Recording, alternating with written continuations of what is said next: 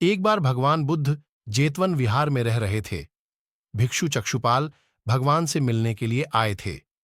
उनके आगमन के साथ उनकी दिनचर्या, व्यवहार और गुणों की चर्चा भी हुई। भिक्षु चक्षुपाल अंधे थे।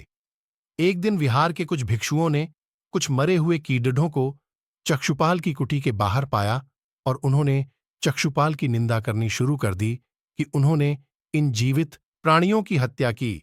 भगवान बुद्ध ने निंदा कर रहे उन भिक्षुओं को बुलाया और पूछा कि क्या तुमने भिक्षु को कीड़े मारते हुए देखा है?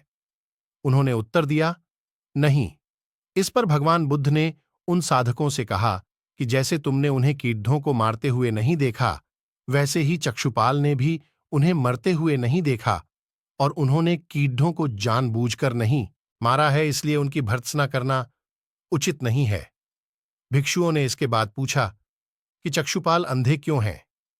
उन्होंने इस जन्म में अथवा पिछले जन्म में क्या पाप किए? भगवान बुद्ध ने चक्षुपाल के बारे में कहा कि वे पूर्व जन्म में एक चिकित्सक थे।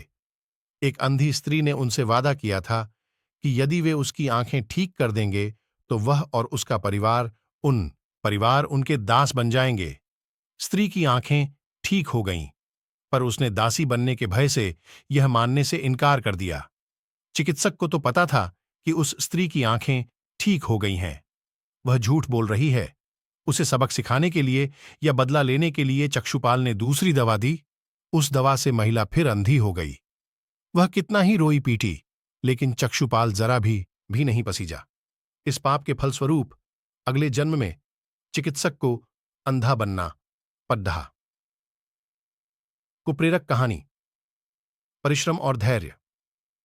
एक बार भगवान बुद्ध अपने अनुयायियों के साथ किसी गांव में उपदेश देने जा